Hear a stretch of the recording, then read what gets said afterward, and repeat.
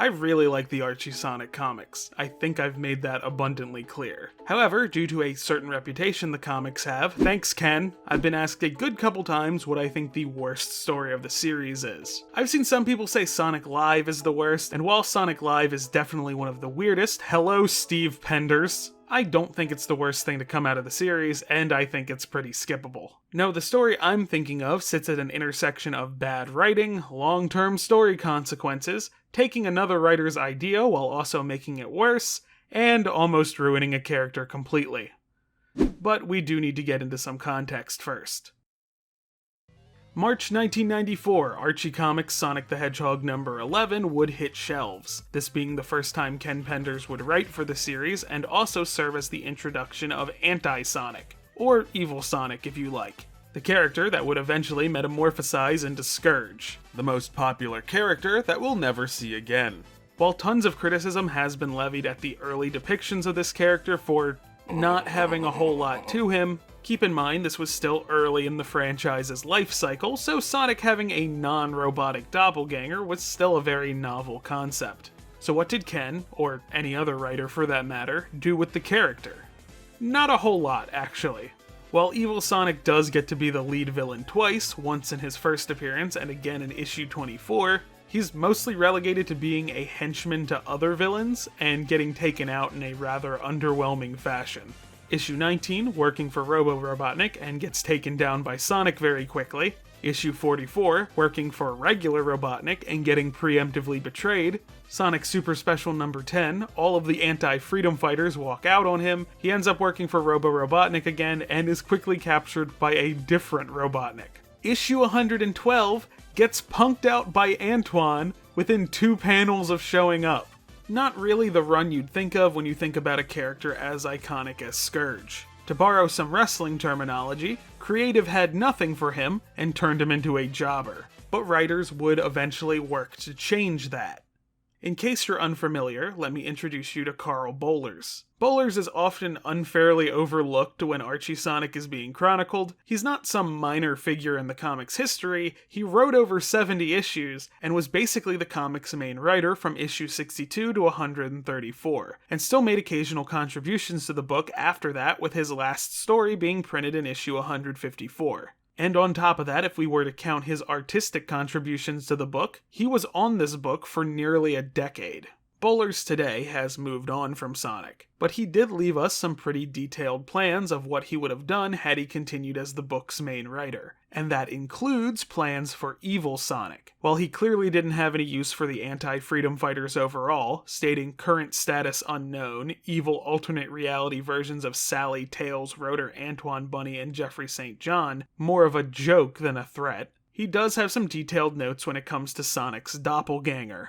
Banished from the Anti-Mobius, currently resides in a prison cell in the No Zone under the watch of Sonic the Zone Cop. In an upcoming arc called Evil May Care, Evil escapes from prison after being denied parole and travels to Mobius Prime. Once there, he finds himself in battle with Sonic. Evil manages to get the jump on Sonic and imprisons him in a solitary area. He gets rid of his sunglasses and leather jacket, goes back to Knothole City, and decides to temporarily replace Sonic in order to avoid being recaptured by Sonic. While pretending to be Sonic, Evil causes havoc in Mina and Ash's love life, kisses Amy, and tries to put the moves on Fiona despite the fact that it hurts Tails. However, he finds that he deeply enjoys the way Jules and Bernie treat him. When a threat rears its head, Evil is forced to be the hero, and in doing so, finds that he enjoys the role. As a matter of fact, Evil enjoys it so much, he decides to take over for Sonic permanently. And the only way to do that is by getting rid of Sonic. That concept definitely has a lot to it, and is definitely the type of story that can take a character from one-note villain to a fully fleshed out, possible anti-hero. Obviously though, this arc as Bohlers planned didn't take place, as he would slow his output for the comic and hand the reins back to Ken. Thing is though, in comics, when a writer leaves a book, they often share their plans with their replacement. It's good form, gives the new writer a starting point, and helps avoid plot points from being dropped completely, even if a writer decides to go a completely different way with it. I do believe that Bohlers did share his plans with Ken, because there are a lot of similarities between these plans and what Ken would go on to do with the comic. With all that out of the way, let's talk about Archie Sonic number 150. Heads up, this section is going to have a content warning for a mention of sexual assault. Timestamps for when this occurs are on screen if you wish to avoid this content.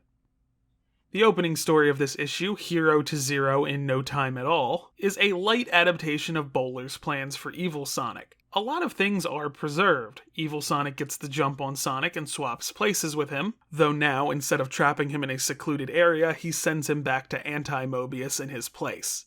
It opens on him playing the hero, though he more just seems to like the added benefits of hero work. He hits on Mina despite the fact that she's with Ash, causing her to run away from him when she realizes it wouldn't be right to hurt her boyfriend like that, which Evil Sonic immediately rebounds from by hitting on Amy. This is where a lot of the similarities stop. Tails does happen across him hooking up with someone, but instead of Fiona, it's with Bunny. Tails storms off when Evil tells him to scram, and while Bunny is concerned, Evil wants to get back to hooking up.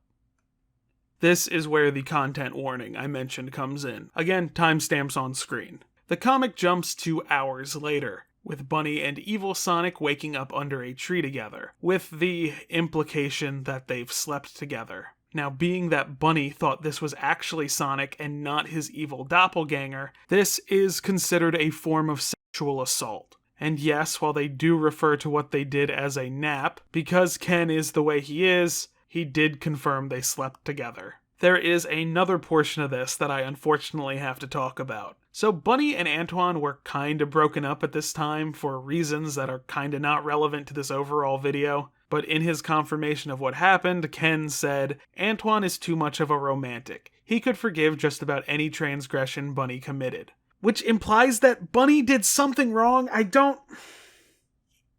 like to think that Ken doesn't think too hard about the things he says. I don't want to assign a moral compass to a person based off of the fiction that they've written or tweets that they typed out in 30 seconds. But God, Ken, this is a really bad one. What do you mean transgression? How would it be her fault? We're leaving the content warning now. That was pretty rough. The comic continues with Evil going to see Sonic's parents, which you would assume might bring us back to Bowler's outline, but instead, Evil Sonic steps on a landmine. Look out! It's actually found it was a good thing that he set it off when he did, because it could have caused more damage later, but Sally still admonishes him for being reckless, stating that his, meaning Sonic's, assignment was just to mark the location of the bombs and wishing he'd play it safer. She's showing that she cares in her way, but I think this is lost on Evil. And then the entire plot is lost on Evil when he spots Rouge.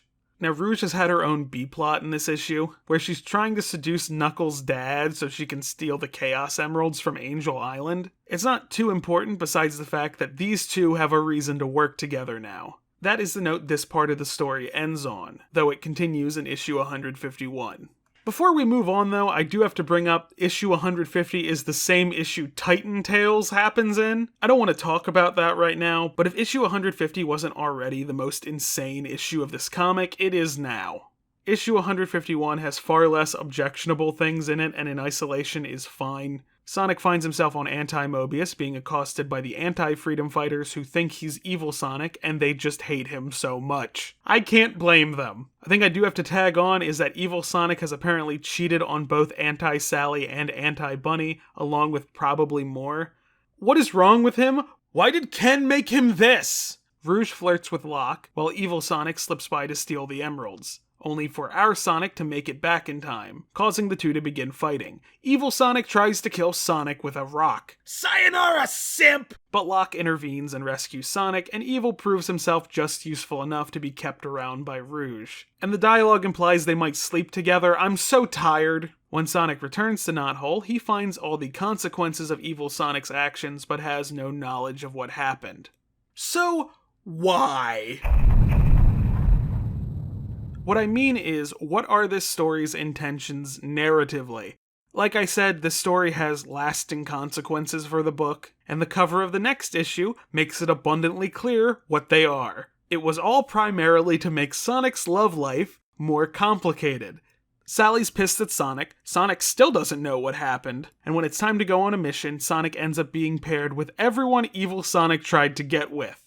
And Fiona. But later books say that happened anyway, just off panel. Sonic also thinks this might be some kind of revenge that Sally's taking on him, so Sally might know about everything Evil did and is choosing to be petty rather than confronting Sonic or tell anyone. Mina calls Sonic a chauvinist pig, Amy is consumed with doubt as to why Sonic hasn't asked her out after their kiss, and after Sonic rescues Bunny, they make out, which doesn't matter anyway. She gets back together with Antoine 4 issues after this. Adding this on while editing, Sonic does claim that him and Bunny were just together to make Antoine jealous, which is bad, but Fiona clearly doesn't believe that. And also, no one was here for this, so I don't really believe it either.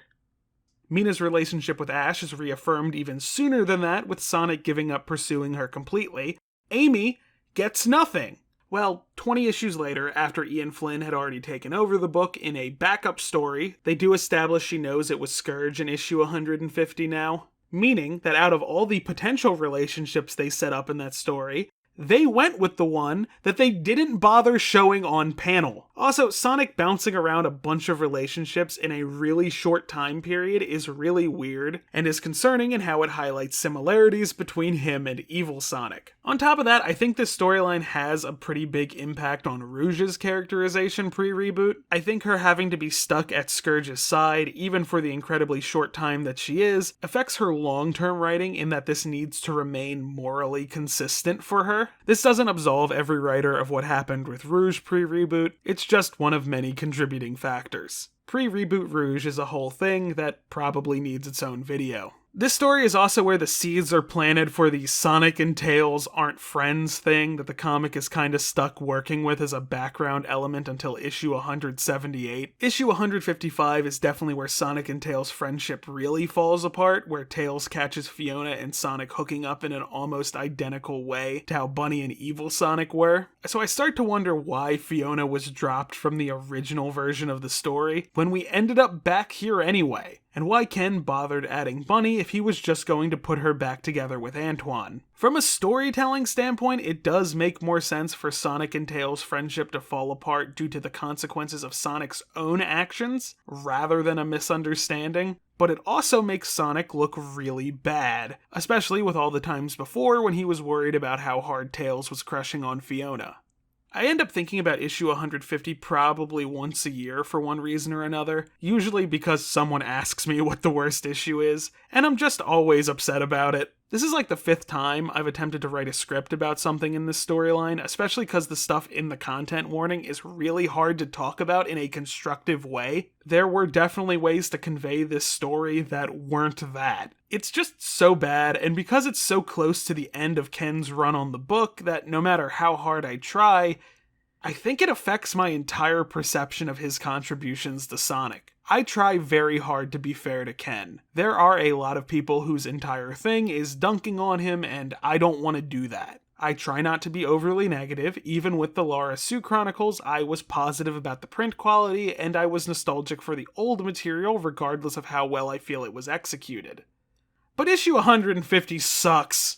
In my eyes, there's nothing good about it. It's poorly written, it ruins an idea that I think had a lot of ways to be explored. Every consequence of it feels less like an exciting new direction the story could head in, and more like baggage it's stuck with, and the comic can't wait to get rid of it. Even when Ken's writing, making me wonder what the plan was to start with. And to be honest, it kind of makes it really hard for me to like Scourge. It's the Deathstroke effect, I think. I can look at this character who's such a good villain. They're iconic, I love to see them get adapted into things. And then someone brings up the Judas Contract, and suddenly I can't remember why I ever liked them.